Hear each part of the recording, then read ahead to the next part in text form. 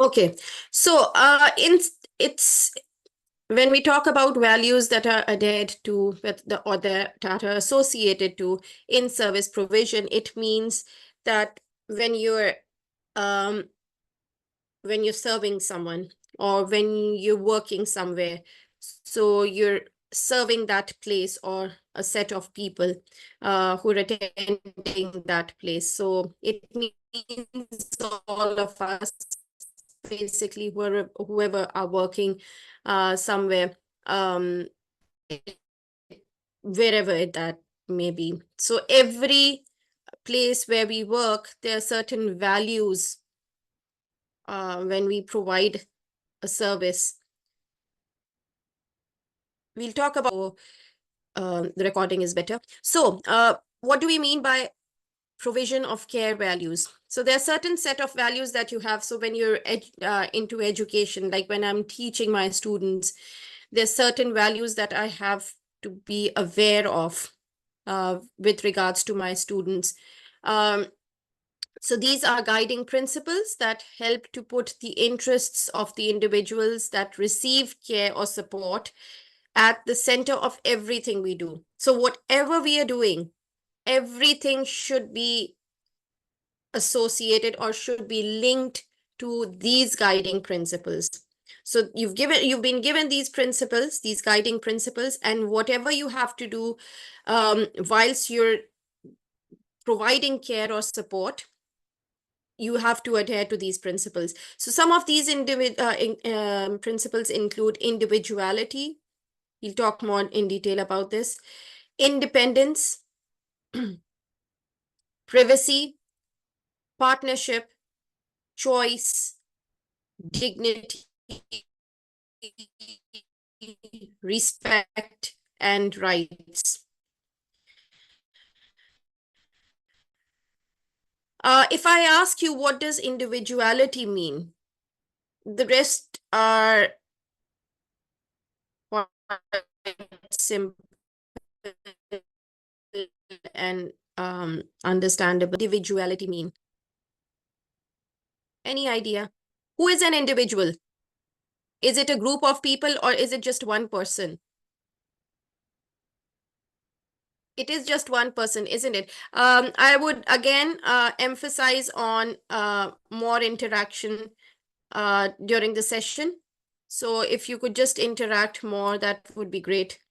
For the exception of aspirants who mentioned that she wouldn't be able to turn on her mic today. So that's okay. But otherwise, I would always encourage you to make use of the tutor while they're there for you. So an individual is one person. An individuality means anything related to that one person. It's not a group that we are talking about. So if we are talking about 10 patients coming in with cardiovascular diseases, let's say that those people have had a heart attack. We're not talking about those 10 people at obviously they're a set of 10 people, but when you're going to treat them, they're going to be separate 10 people.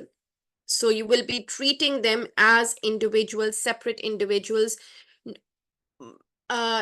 regardless of how many they are.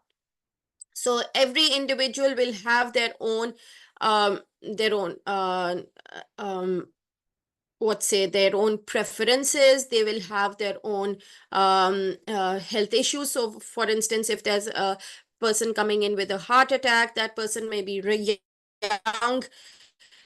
There might be another person who's coming with a heart attack. That person may be very old. So you have to give different care provision to each and every individual based on their own individual preferences. So they're independent. So every person, you have to give them the independence when you're treating them, a certain amount of independence. So you need to know how much independence do they require.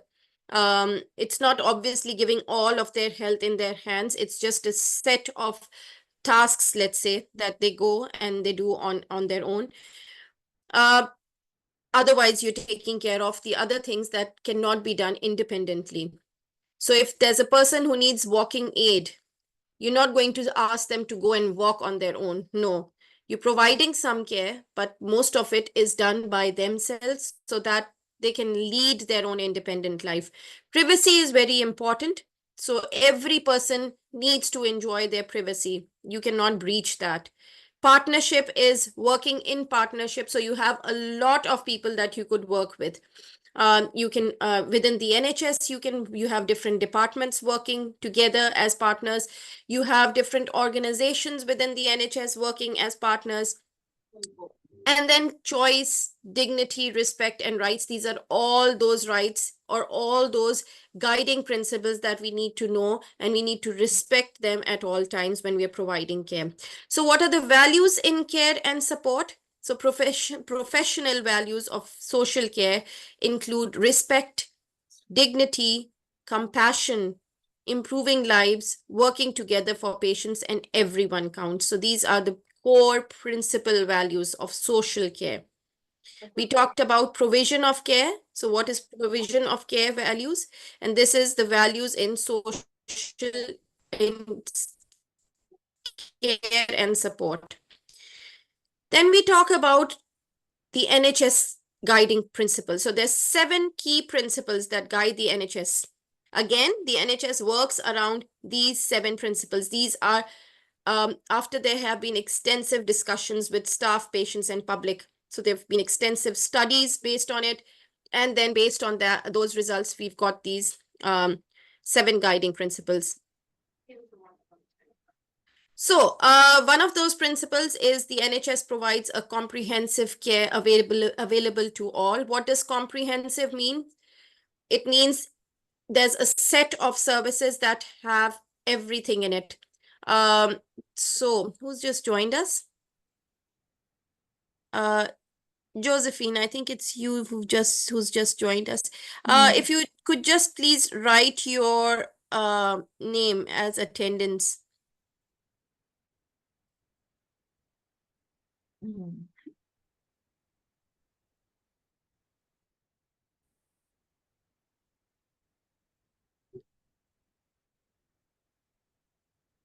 Yeah.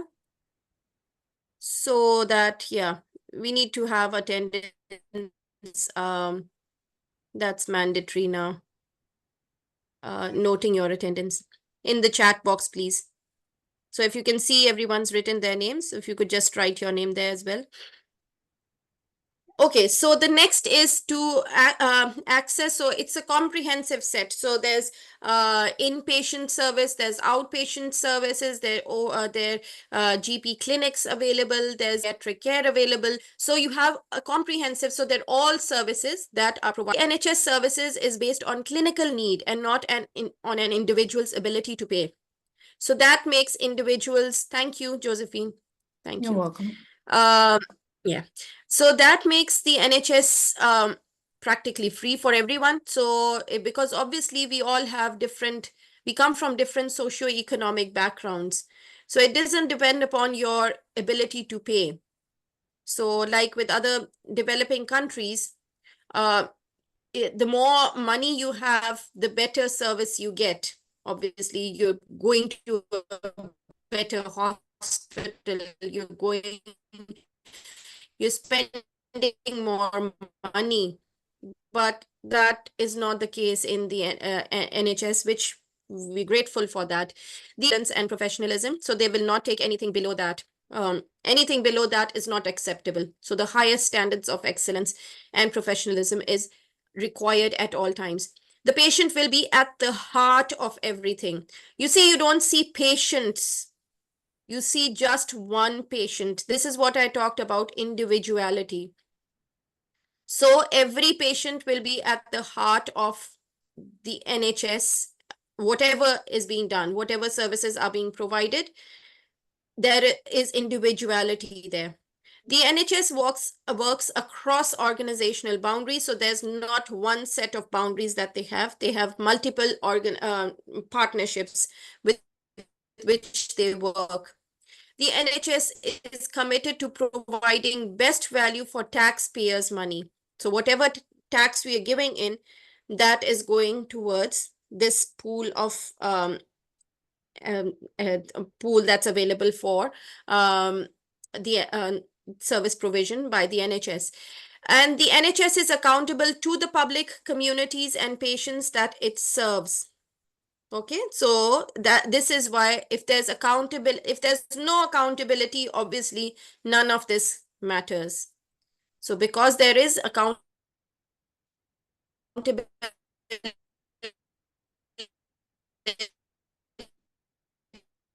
to the public, to the communities, and every patient. So that is why they only accept the highest standards of excellence and professionalism. There's 6 NHS values. So everything happens across NHS values. So what those values are, that's working together with patients. Again, as I said, they're partnerships at every level. So when you're working with patients, you're giving them a certain amount of where they can work to improve their own health. And every single patient is treated with respect and dignity. Anything below that is not acceptable. Okay, so that is why you have your patient feedback forms, which you should be using on a regular basis. Don't think that, oh, this doesn't matter, and your voice matters. Everyone's voice, when it gets together, it does matter. So this is everyone's right to be respected and to have dignity. Commitment to quality of care. So everything that you're providing needs to have quality. If you're not doing too much, okay, you're just taking one patient for 10 minutes, but those 10 minutes should be having the best quality. You cannot, for instance, if there's a GP who cannot take a patient for more than 10 minutes, but those 10 minutes should be the best 10 minutes of that patient's life. I would say with that GP. Passion should be there. So you should be compassionate about whatever you are doing. If you're not compassionate, it doesn't matter how much quality you're giving. If you're not compassionate about what you're doing, goal should be to improve lives. So when you're providing care, your outcome, what you're thinking about is to improve lives, whoever's coming in contact with you, and everyone counts. So do not consider that, oh, this is an individual from such and such background, this person doesn't count, or there's a child coming in with a very minor ailment, that child doesn't count. No, there's everyone who counts. Is this clear to everyone? We talked about the principles and values of the NHS. So any questions, please? You have the pop-up window. Just let me know. Okay. So the next slide talks about the core values. So as we have principles, we have certain core values also that underpin social and healthcare service delivery. So what are those core values? So there's social and healthcare service delivery, and within the UK, that is underpinned by a set of core values that are there to guide the provision of care and support for individuals and families and their the communities. So this is what ethics is all about. This is all about what in-service provision requires. So there's equality. Can anyone tell me what is the difference between equity and equality? There are two terms that are fairly similar, but they have very different meanings. So the NHS revolves around, or the social and healthcare service delivery revolves around equality, which is the first principle, the first core value. Any idea what's the difference between equality and equity? Gbóhùn sọ́la. Ẹ jẹ́ try kẹsùn gbà. I've turned myself mute because I want you to unmute yourself. Ok, àwọn tó fún yín àbí. Àwọn yẹn ò tiẹ̀ mọ̀. Ní kí òun yẹn ni wọ́n ti sọ Okay, lálẹ́ lóru gan I pàápàá think pé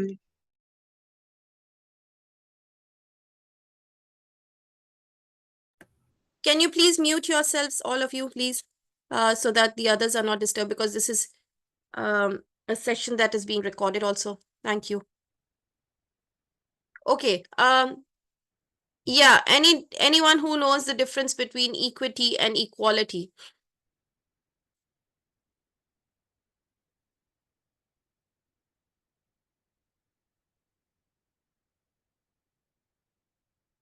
Anyone? Okay, I'll give you an explanation of that. So equity means, let's start with equality. So equality has been taken from the word equal. So please, unless you allow me, oh, sorry. Okay. Okay, I'll just unmute you. I'll just mute.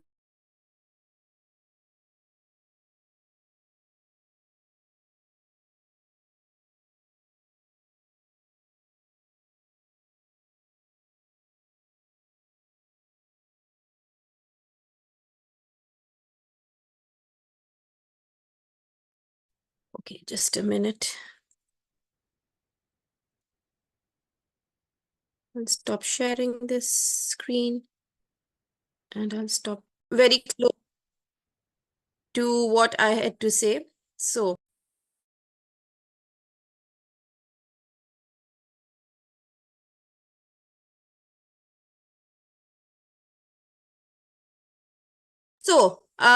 yes, you had some.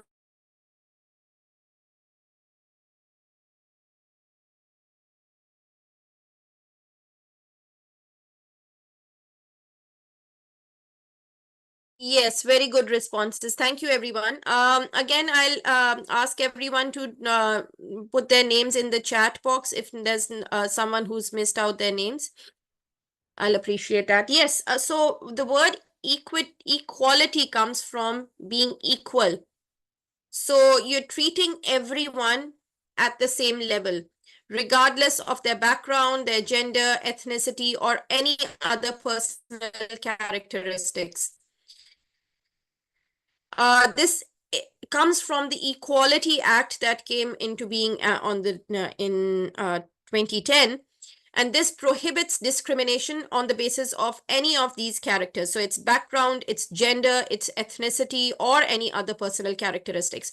However, what is equity? Equity means there's a person coming with a certain gender and you're treating them different compared to another person with another gender. Or talk about ethnicity. Or let's say you're treating an older person earlier than a younger person, even if that younger person has a life-threatening issue.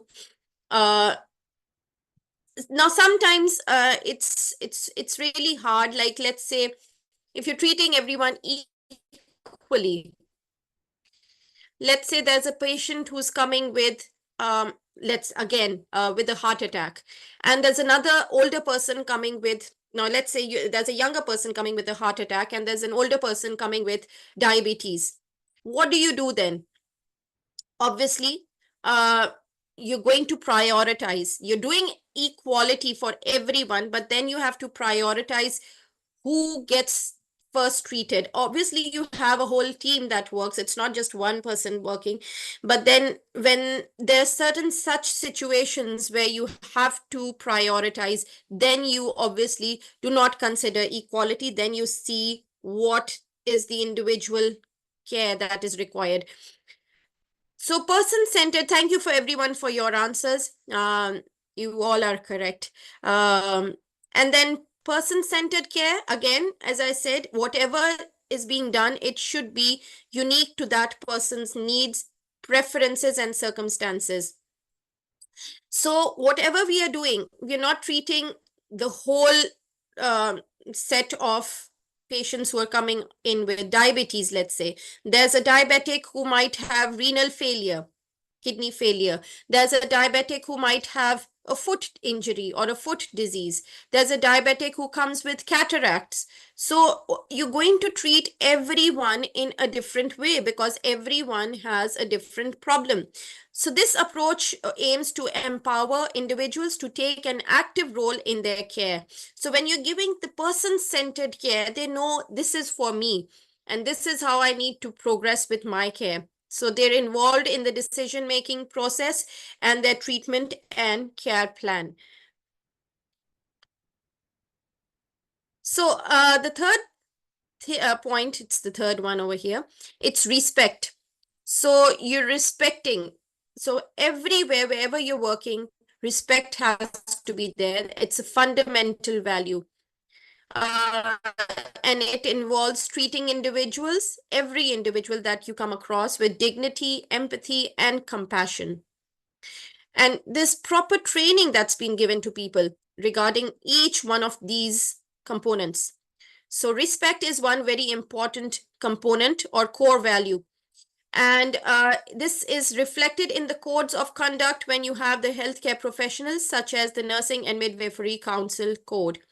Then there's partnership. So partnership working would involve collaborating with individuals, families. As I said, you have the NHS works with vast partners. So there's not just the patient that's an internal partner, but you have external partners, you have different organizations, you have different institutes that you're working with, you have the education department working so that you getting more support from there also. So this approach individuals and their families, healthcare professionals, and community organizations. The fourth bit is fifth, it's safety. So it's a core value in healthcare service delivery, and it will involve ensuring that individuals receive care, which is always safe, which is always effective. As I said, the best quality care is provided. This value is reflected in policies and regulations such as Health and Social Care Act 2008. This sets out requirements for the safety and quality of healthcare services. Dr. Anita, I think the screen you are sharing is different from what you are reading to us. Okay. Is that it? Do you see any screen? No. Okay. Thank you for that.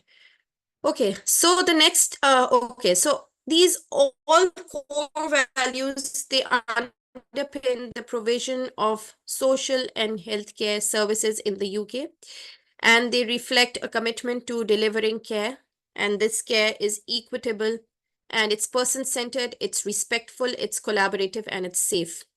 So we talked about equity, we talked about being person-centered, we talked about respect, collaboration or partnership, and being safe.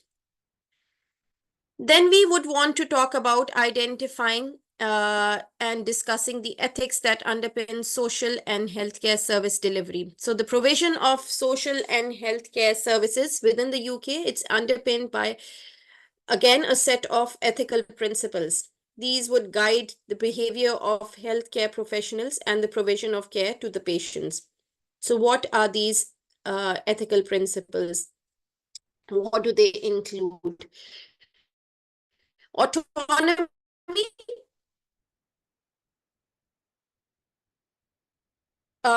So obviously we talked about independence, giving some. So the principles of autonomy, they recognize the rights of individuals. This is to make their own decisions, to give them a certain amount of independence. This is for their care and for their treatment. This principle is reflected in policies like Mental Capacity Act 2005, and this act ensures that every individual who you are treating and who has a lack of capacity, they are supported to make decisions about their care wherever possible.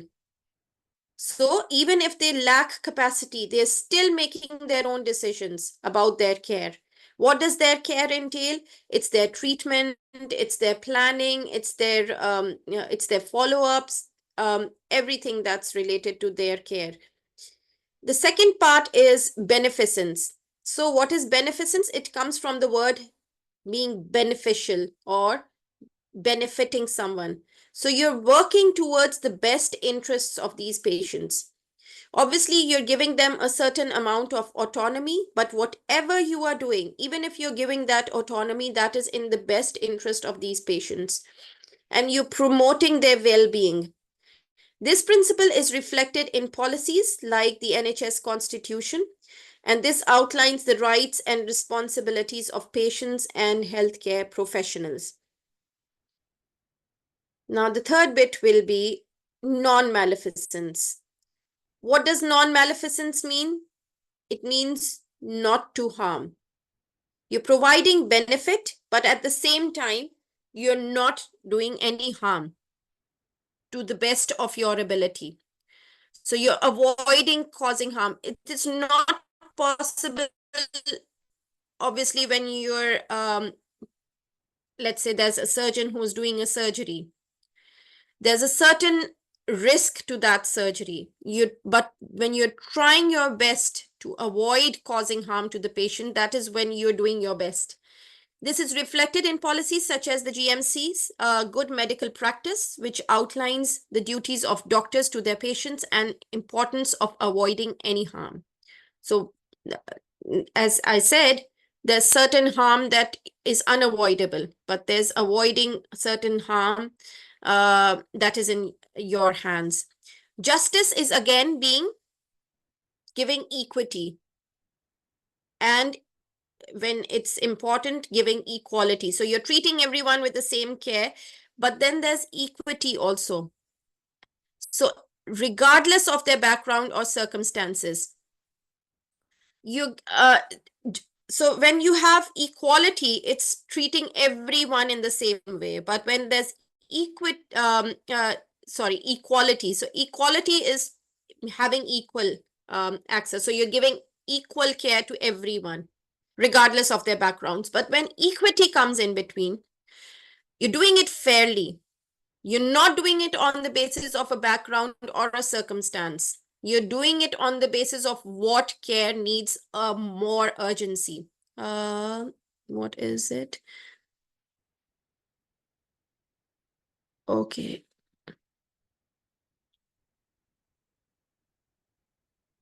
Okay. Just a minute.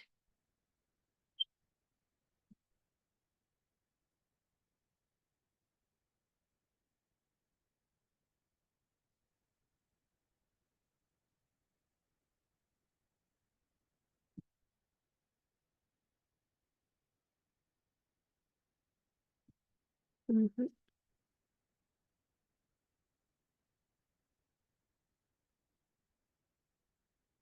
Just a minute. Josephine, yeah.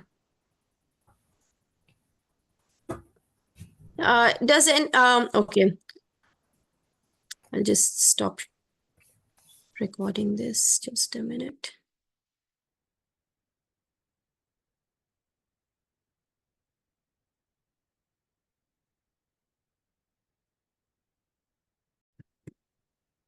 Okay, so we talked about justice. So we're talking about equity, not equality here. Again, regardless of their background or circumstances. This is reflected in policies like the NHS Constitution, and which is there to provide access to healthcare services for all UK residents. Then we talk about confidentiality. So every patient's personal and medical information needs to remain confidential under the Data Protection Act 2018.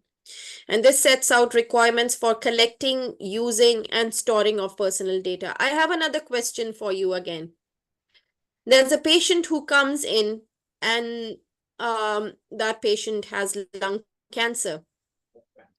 And the patient's son, the only carer of that patient, wants to know their report wants to discuss their report with you, what would you do?